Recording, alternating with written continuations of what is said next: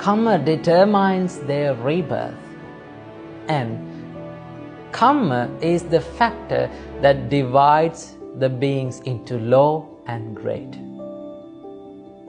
So, you see a big difference between these humans, right?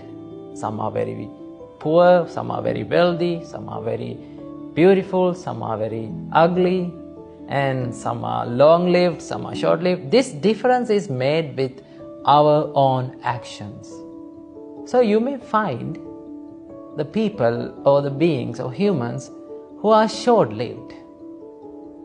They may die in maybe in their childhood. Some children, some babies may die in their mother's womb. Some children may die in their early childhood.